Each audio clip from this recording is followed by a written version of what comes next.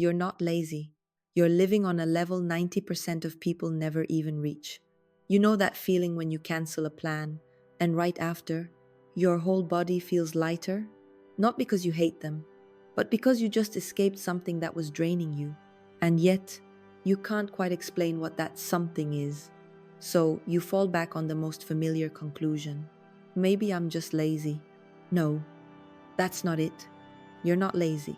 You're just living with a nervous system that doesn't tolerate meaningless stimulation very well. If you see yourself in this, comment number 1. Here's the first hit you need to understand.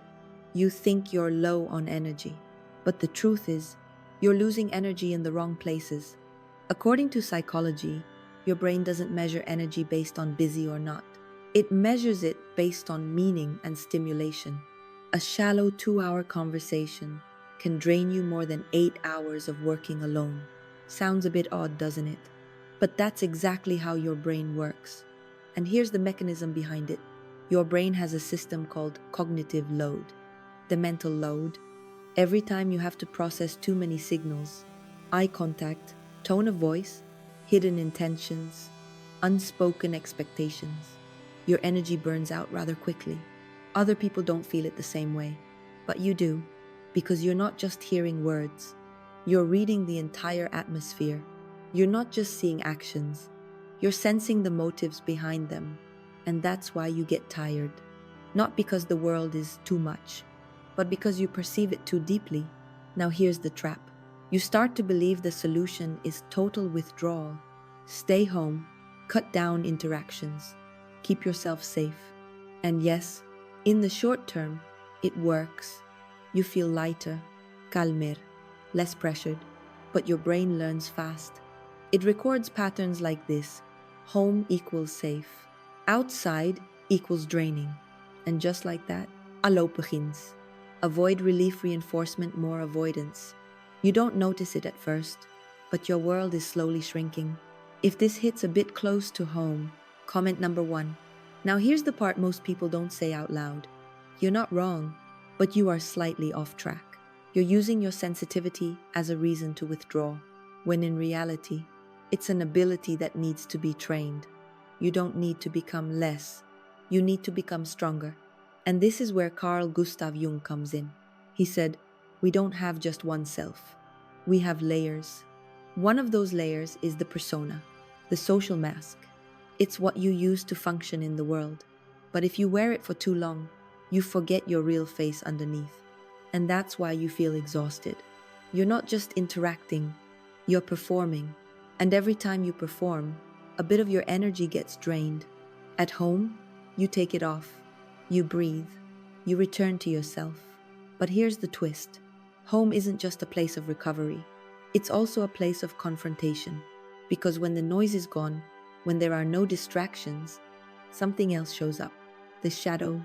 According to Carl Gustav Jung, this is the part of you you don't want to see. Not because it's evil, but because it's real. It holds the emotions you were taught to suppress. Jealousy, anger, weakness, the desire to be recognized. When you're alone, to idrise. And that's why there are days when you stay home, but you don't feel peaceful at all. You're not relaxing. You're not resting. You're just facing yourself. And this creates a rather strange paradox. You stay home to avoid the world, but end up confronting yourself. And sometimes, you're harder to deal with than the world itself. You're not broken. You're just seeing clearly for the first time. But if you don't understand this, you'll go the wrong way. You'll start thinking, I just need to be alone and that's enough. No, being alone is a phase, not the destination. According to Carl Gustav Jung, the goal isn't to withdraw from the world. It's to turn inward so you can return stronger. This process is called individuation, becoming who you truly are, but not the version that hides. The version that can stand in the world without losing itself. This is where 90% of people stop. They notice the superficial. They see the shallowness. They recognize the system, and they withdraw.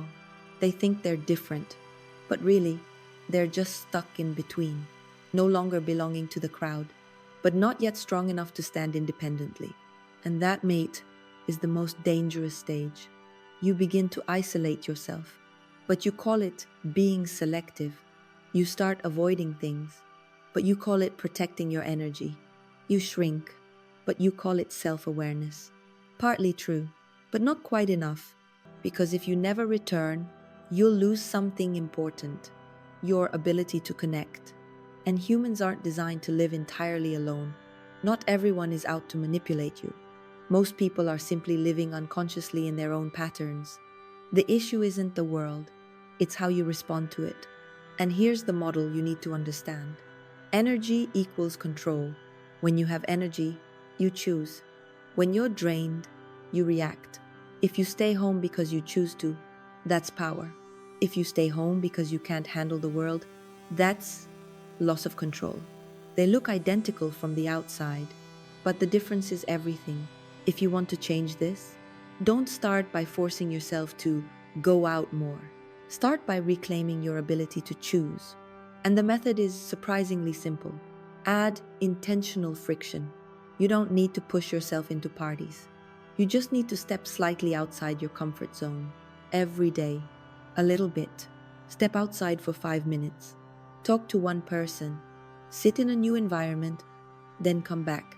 Your brain will relearn. This isn't dangerous. That's how you expand your world. Not through force, but through repetition. If you want to break this loop, comment number 1. Now here's the deeper insight. You're not tired of people.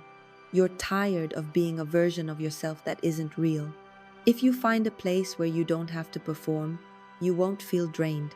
If you find people you don't have to pretend around, you won't feel the need to withdraw. The problem isn't society, it's misalignment. And right now, you're using the easiest strategy, avoidance. But avoidance doesn't solve anything. It just delays it and makes it harder later on. You don't need many relationships.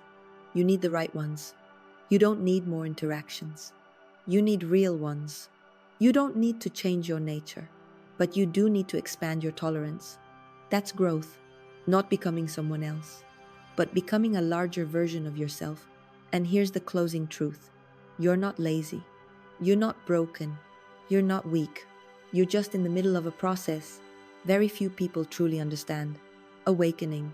But awakening isn't the destination.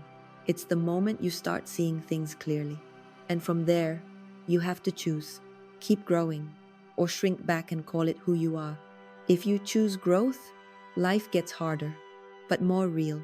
If you choose to shrink, life gets easier, but smaller. There's no absolute right or wrong, only trade-offs, and you have to pay the price. If you've made it this far, there's a rather high chance you're not like most people, and that's not the problem. The real question is, what are you going to do with it? If you want me to break down the ways you might be limiting yourself without even realizing it, comment number 1, because in the next video, we're stepping into a much more uncomfortable question: why you're starting to feel distant from almost everyone, and what that actually says about who you really are.